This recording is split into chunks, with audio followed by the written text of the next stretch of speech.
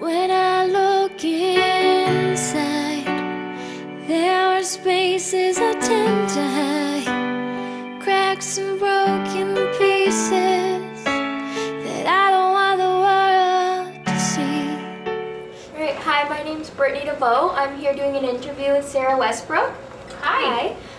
Okay, Sara, can you tell me a little bit about yourself? What do you do and why? And just describe that a little bit, please. Definitely. I'm a motivational speaker, singer, songwriter, and columnist, youth columnist.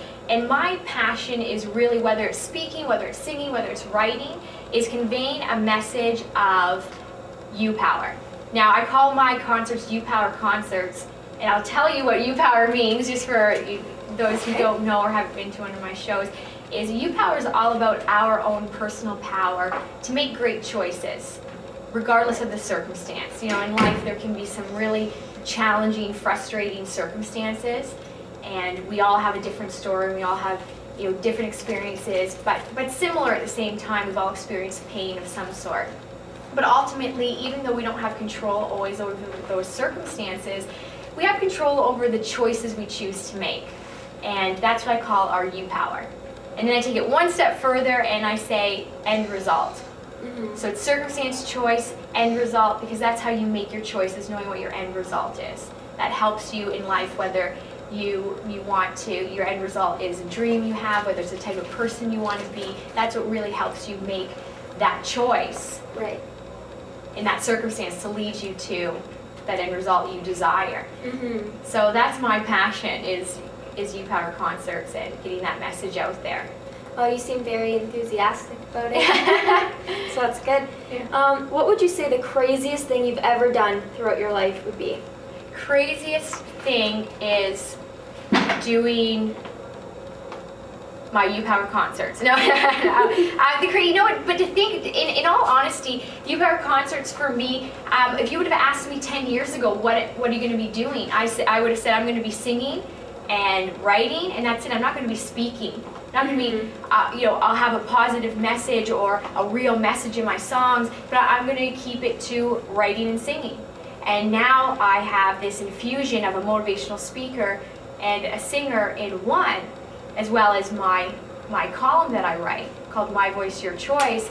And for me, that would have been a crazy concept 10 years ago, but it really works. It's my passion. It's when I just sing now, I feel like there's more I need to say. Right. So I should be speaking in between my songs, and so that's really, really a crazy concept for me years ago, and now it's a perfect concept. I have no crazy, like I jumped out of a plane with parachutes, right? So that's my...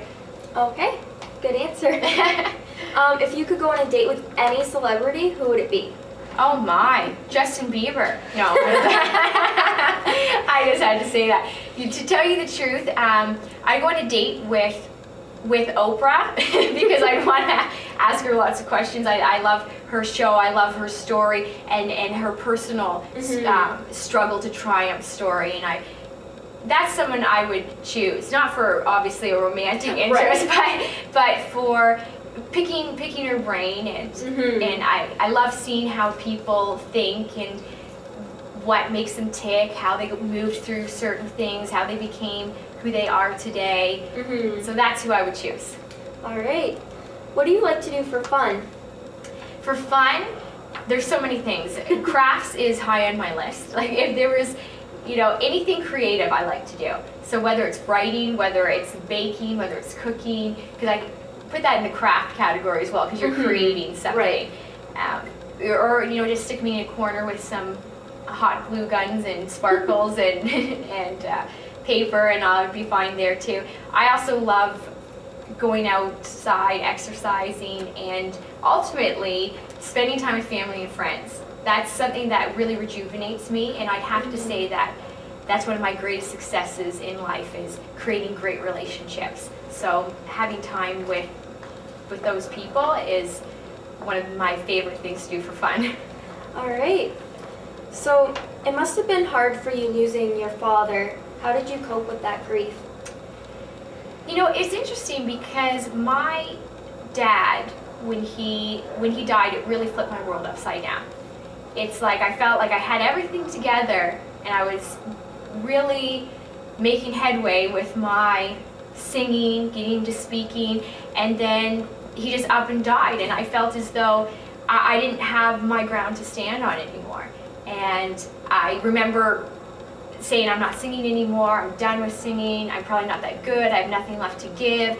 And I went through a really frustrating, dark place for myself because I didn't know how to not be that happy, positive person that I felt like I had always been my whole life. Mm-hmm. Even though throughout my life I had challenges and struggles like most young people do growing up or teenagers, I never had someone that I loved so much or was such a great part of my life that I saw every day just disappear from my life. So I went into this mode of essentially retirement from singing, from anything.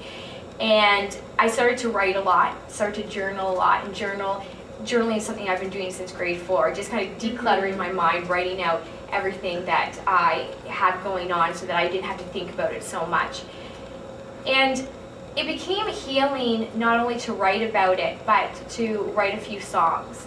So that was the beginning of me actually really honing in on songwriting. You know, I started songwriting when I was little, but I didn't really use any of my songs until after my dad died. And it's not that all my songs are about my dad, because there's 2 that are amongst a whole bunch that are about life. Right. But I really actually, when I moved through that darkness, came out the other side stronger and more passionate about writing, more passionate about conveying a message that, you know, there's circumstances that can happen to you and they can seem really crappy and frustrating. And you can feel those emotions, but there's a way that you can release them in a constructive way. And for me, that's writing, that's singing. For someone else, that might be playing a sport. It might be, you know, however that looks for you. And then you can make your choices of where you want to live, what you want to really be in this world after you feel those emotions. And so going through that journey, and that's a condensed format of that journey, because that that could be the whole interview, is me talking about my dad and that. Mm-hmm. But yeah, it was like I went through this low point, but I came back out the other side because I had in my mind that end result of, you know what, I don't want to give up on singing. This is who I am, and I do have something left to give. And, you know, Dad, I miss you, but I got work to do down here, and I'll see you again. And I still have moments where I miss him or grieve him, but at the end of the day, I hold strong to the memories we created, and I really allow myself to feel whatever I'm feeling so that I can move through it, release it, write about it, and then choose where I'm going to live and keep going. That's really good. What would you say your favorite memory of your father would be? Favorite memory is skits. My dad was the funniest guy I've ever met in my whole life, and you know, whether it was an SNL skit, whether it was just we were talking and all of a sudden we would make up a joke partway through our serious conversation, that was a connection that we had. Humor was my favorite part of our relationship. My dad and I might not have seen eye to eye on a lot of things, let me tell you. You know, our morals and values were different. We had different concepts on life, but we had humor. And we always laughed and joked. I can remember this one time we were in the Disney World hotel room, and he was sitting on the edge of the bed. I can clearly remember this, and he was watching TV, and I came up to him, and I was probably 5 or 6 years old, and I pretended I was a waitress. So I'd come up to him, and I'd be like, "Excuse me, sir, are you ready to order yet?" And I'd be really rude because I was pretending to be a rude waitress. Okay. And then he'd be like, "No, I'm not." And we would just we'd banter back and forth like this. And I remember doing that throughout my whole childhood with him. So those are my fondest memories, is our laughter and our jokes. It got me through, and our relationship actually, through a lot of rough patches, especially when my parents separated. I hung on to that humor to really tie our relationship together. So those are my fondest memories. And that's the biggest gift I got from my dad, was my sense of humor. And my sister got it as well, so now we can take over and we make up skits and stuff like that. Yeah, humor is really important in life. If you could say one thing to someone who felt alone, what would it be? My biggest thing that I would say to someone who feels alone is, first of all, you're not alone. And it's easy to feel that way, because I remember being in high school, it's having a really rough go. And there's stuff happening at home, there's stuff happening at school. Maybe I might have just heard my friend talk about me behind my back with another friend, and then they pretend they're not talking about you. And I remember walking up the stairs, and this is in the middle of high school, and the buzzer had rang, and the crowd is just all in the hallways, it's full. So walking up the stairs, I remember stopping right before I got to the second flight of stairs, and there was a window. And I could feel everyone's energy, the hustle, the bustle. I was looking out the window and I was thinking, I'm surrounded by more people than I've ever been surrounded by, but I've never felt so alone. And I wouldn't have looked like that on the outside. I would have looked like I was good at looking like I had it all together. Look at me, I'm so happy and positive, I'm singing. I've been a paid performer since I was 11, I've got it all together. But on the inside, it can be a different story. You can't always tell by the outside what's really happening for someone.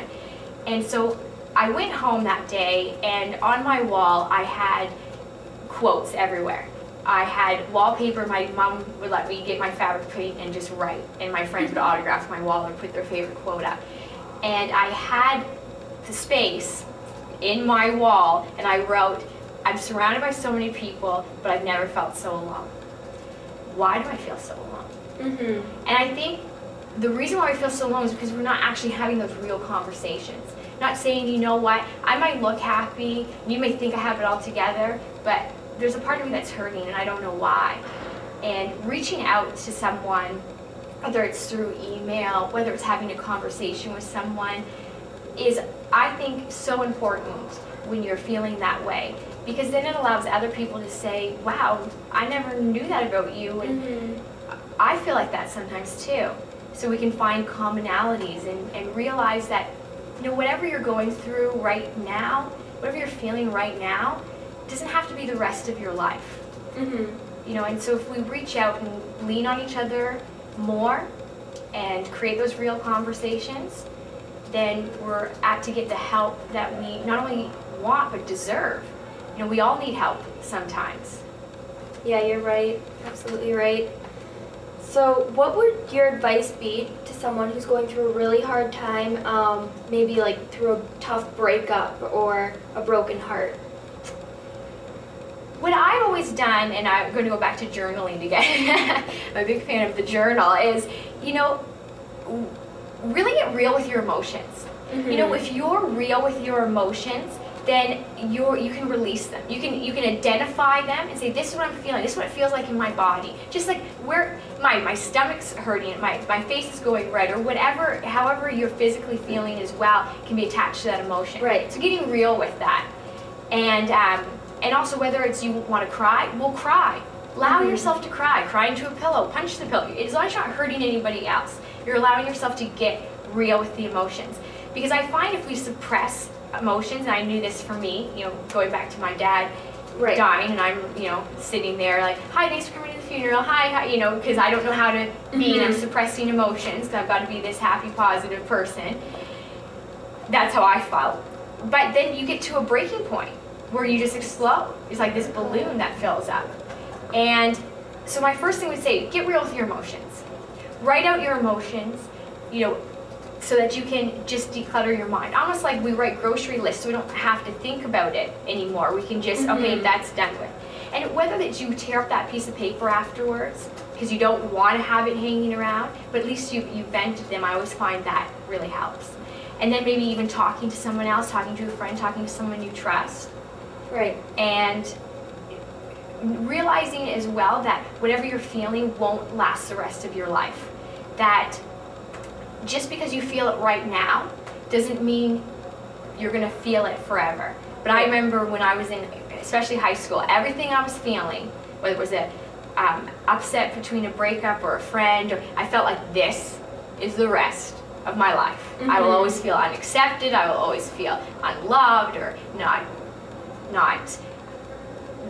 the best that I could be. You know, you always feel that way, but that's actually not true. You don't have to feel that the rest of your life. All right. So who and what inspired you to write, sing, and give motivational speeches? You know, that is an interesting question, because when I was 3, I told them I was going to be a singer. By the time I was 8, I was taking lessons. By the time I was 11, I was a paid performer. But then when I was 11, my world started falling apart as I knew it. My parents were arguing, you know, they were talking about getting separated, they were getting separated, and I became really sad inside. And then there was things going on at school. I remember in grade 7, this boy is always, you know, Sarah, you have a big bum, or Sarah, you're not good enough, or whatever, or cold look, or the cold shoulder. And so I was having these sad moments, and my mom could see that, so she started to put me in motivational courses. And so I'm 11, singing, taking motivational courses, and then when my teacher said, you know, you should get into public speaking. Okay, so then I get into public speaking, so I'm taking courses of motivation, I'm public speaking, and I'm singing, but I kept all these worlds really separate. When I was 13, I got hooked on Anthony Robbins. He's a big motivational speaker. But again, keeping all the worlds separate. It wasn't until I was in my late teens that I was singing at a mall, actually, and a principal came up to me and was like, oh, you know, can you come sing at my school and let the students ask you questions about how you got to do what you are doing now, singing? And I said, okay, sure, because I've been public speaking. And partway through the concert, the questions were no longer about singing, they were about life, and how did you move through that, and did anyone ever put you down or not believe in you? And so then I was bringing in speaking and the motivational talk with the music, and it was just a niche that really fit for me. And so that's really how that was born. It just really evolved, because like I said, 10 years ago, if you would have asked me, I would have said, oh yeah, I speak, but I'm a singer-songwriter. And now it's just like, it was always supposed to be this way. I just didn't know it. Right, so now it's all intertwined and together. Yeah, it's like this niche that's really very much my passion. All right. Where's your favorite place to be or to go when you feel down? Favorite place to be or to go when I feel down would be, if it's not a friend's house, then the first one that comes to my mind is I love going to Chapters with the Starbucks there.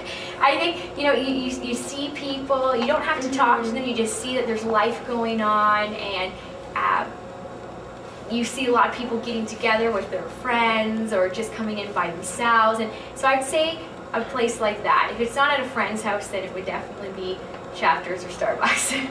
All right. If you go back in time, is there anything that you would do differently? No. And I think the reason why I say that is because I'm a firm believer in that your experiences help create who you are. And so there could be challenges, there could be circumstances in my life, but ultimately those things happened, and even though they might have been challenging at the time, I really believe I wouldn't be the person I am if it wasn't for those moments. Right. I think it's not so much what happens to you in your life, but it's ultimately who you choose to become from it. Because look, we all have circumstances in our lives. We've all made mistakes. We've all put our foot in our mouth. We've all been really frustrated or really sad. And that's part of the journey. And I really believe that it's really who you choose to become from that. You don't have to take all that pain with you into the future, but really just take those lessons you've learned with you into the future. And so yeah, there wouldn't be something that I would do differently. Now, that being said, maybe I've learned from those past experiences, and so in the future I do them differently. But if I didn't make that mistake before, then I wouldn't know that now. So it's that process. It's like this roller coaster of life, and we have to make it worth riding. Right. That's a really good way of looking at life. Yeah, like, and you just hope that, okay, but you learned more. Like, you just keep Yeah. getting. Yeah. So are there any words that you live by?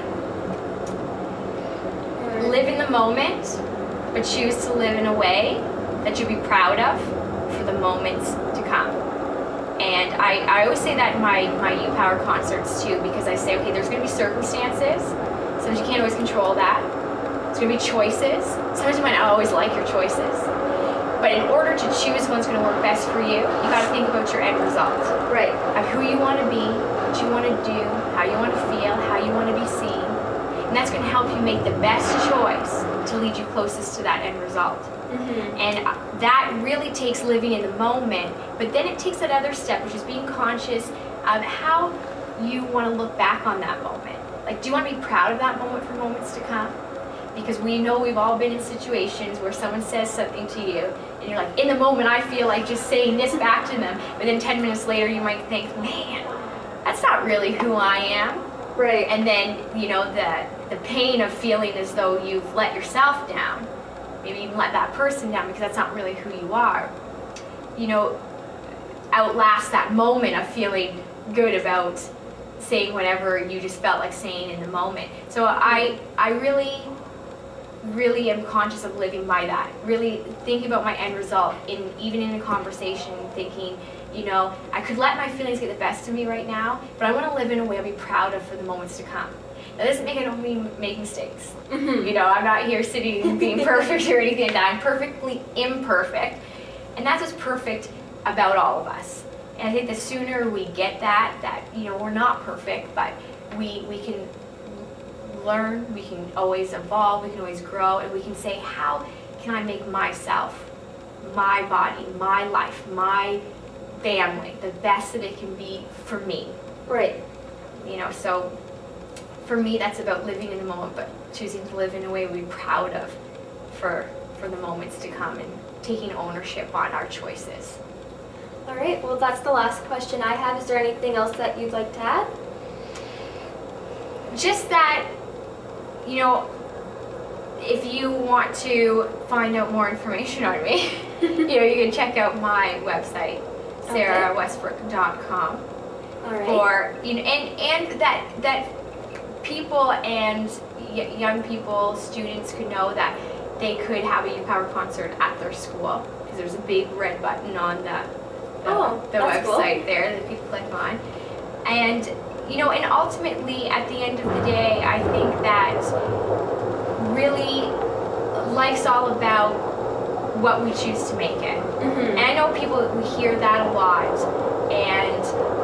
but going through some of the times that I've personally gone through, and I try to be as real as absolutely possible. I don't share anything at a U-Power concert that I haven't actually experienced. I share my stories, my struggles, my triumphs, great choices, poor choices, and good news is we can re-choose. It won't change the past, but Right. it sets us up for a better future. Is that at the end of the day, it's really about our choices that define us. Mm-hmm. So choose wisely. And so if anyone's interested in a U-Power concert, they could check that out at sarawestbrook.com.